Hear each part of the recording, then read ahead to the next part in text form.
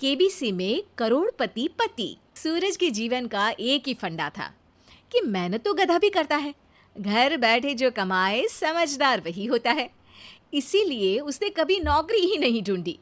इस बात से हालांकि उसकी पत्नी शिखा बिल्कुल भी अग्री नहीं करती थी, पर फिर भी सूरज को समझाना बेकार था। टीवी में कैसे बनोगे करोड़पति का ऐड देखकर उसे लगा कि बस अब तो घर बैठे ही वो करोड़पति बन सकता है, और उसके पीछे उसने अपने सारे सोर्सेस एक्टिव कर दिए। 2 हफ्ते में उसके कलीग के साले के पड़ोसी के बेटे का सोर्स निकलता है जो कि उसे शो में पहुंचा सकता है, और सूरज उससे मिलने चला जाता है। अच्छा, तो हमें मुकेश जी बता रहे थे कि आप हमें शो में पहुंचा सकते हैं। हाँ, उसमें कोई तकलीफ नहीं है।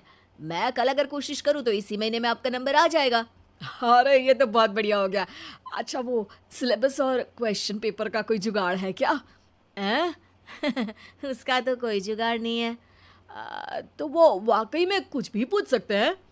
हाँ, वो तो बच्चन जी पर है, जो पढ़ते हैं वो पूछ लेते हैं।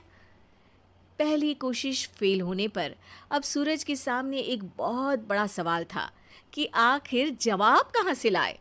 तब शिखा ने एक सजेशन दिया, क्यों ना सूरज अपने चचेरे भाई सुमित से मदद मांगे, जो कि यूपीएससी की तैयारी कर रहा था।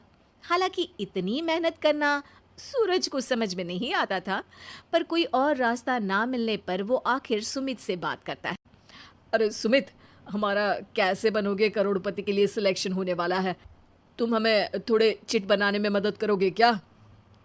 अरे भैया, चिट बनाए तो सालों हो गए, उसमें हमारा एक्सपर्टीज नहीं है, बल्कि आप बोलो तो हम आपकी पढ़ने में ज़रूर मदद कर सकते हैं। हट, कैसी अनाप शराब बातें कर रहा है तू। सूरज ने सुमित को मना तो कर दिया था, पर तैयारी करने के सिवाय कोई चारा उसे दिख भी नहीं रहा था। खासकर जब 12 के पेपर लीक करने के एक्सपर्ट शुक्ला जो भी हाथ जोड़ लेते हैं। आखिर सूरज को सुमित के पास जाना ही पड़ा, और उसने सुमित और शिखा से वादा किया कि वो बहुत मेहनत करेगा। 1 महीने की तैयारी के बाद फाइनल हुआ कि शो से 1 हफ्ते पहले एक ट्रायल खेला जाएगा, जहां पर सारे रिश्तेदार ऑडियंस की जगह पर होंगे और शिखा सवाल पूछेगी। दूर दराज से भी रिश्तेदार आकर हाजिर हो गए देखने कि आखिर कैसे बनेगा सुमित करोड़पति। सब कुछ सेट था, और इतने में सूरज आकर अपना स्पीच देता है। ये 1 महीना मेरे लिए आसान नहीं था, पर अपने भाई सुमित और अपनी पत्नी शिखा की मदद से मैं इतनी दूर पहुंच पाया हूँ। मेरे मम्मी पापा के आशीर्वाद ने भी बहुत साथ दिया है मेरा। मैं उम्मीद करता हूँ कि आज के शो में आप लोगों को बहुत मजा आएगा। साक्षी पहला सवाल पूछती है और पूरे कमरे में सन्नाटा छा जाता है। इंडिया में कितने स्टेट्स हैं? 3, सॉलिड, लिक्विड और गैस। अरे रुकिए, तो ऑप्शंस तो देने दीजिए। इतने में 5वीं कक्षा का चिंटू बोल उठता है। अरे क्या मामा, आप तो पहले सवाल पर ही आउट हो गए। अरे बेटा, पहला सवाल तो ट्रायल होता है ना। अरे तुम अब देखना। देखने जैसी बात तो थी ही। सूरज को इतना शांत किसी ने नहीं देखा था। कभी कभी तो लगता था मानो सूरज आंख खोलकर ही सो गया हो। मामा जल्दी करो प्लीज, कल सुबह पनवेल भी तो निकलना है। अरे हट, कंसंट्रेट करने दे मुझे। 3 सवाल में 3 लाइफलाइन खत्म हो चुकी थी, और अब चौथे सवाल पर भी सूरज का मौन नहीं टूटा। पर सूरज अभी भी हार मानने को तैयार नहीं था। उधर हर कोई सूरज को छोड़ सुमित को देख रहे थे। आखिर सुमित ने ही तो पढ़ाया था सूरज को। गजब बेइज्जती है यार। अरे बेटा, तो बाप का, दादा का, भाई का, सबका नाम बुड़वाएगा। अरे 3 लाइफलाइन ले ली तो भी तेरा कुछ नहीं होना है। अरे कोई इतनी बात करता है क्या शो पर? अरे बेटा, शो पर तेरे जैसे भी तो नहीं आते ना। सूरज की ये जंग आखिर 1 घंटे बाद 5वें सवाल पर खत्म हो गई, जब उसने इंडिया के नेशनल बर्ड का नाम कहा, कौवा। अरे बेटा, मजा तो बहुत आया, बस थोड़ा टाइम पर खत्म होता तो आनंद भी आ जाता।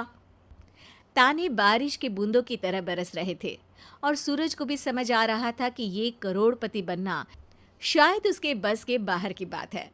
पर वो आखिर ये बात मान कैसे लेता? वो सख्त लौंडा जो ठहरा, उसने सोचा कि बेइज्जती तो हो ही चुकी है, पर अगर मैं हार नहीं मानूं तो शायद कुछ हो सकता है।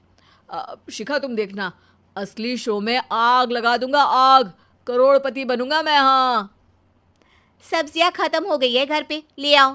पहले पति बन जाओ, फिर करोड़पति बनना। अरे गजब बेइज्जती है यार। बेटा अभी तो घर पर ही हुई है, 1 हफ्ते में तो तुम देश के सामने करवा कर आओगे। वैसे जब टीवी पर जाओ ना तो बस अपने मम्मी का ही नाम लेना, ठीक है? कोई पूछे तो बोलना कि पापा नहीं है मेरे।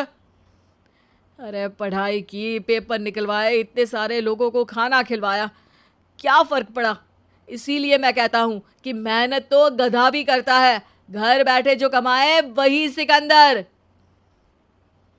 लेकिन मामा, गधे भी जानते हैं कि हमारा राष्ट्रीय पक्षी मोर है।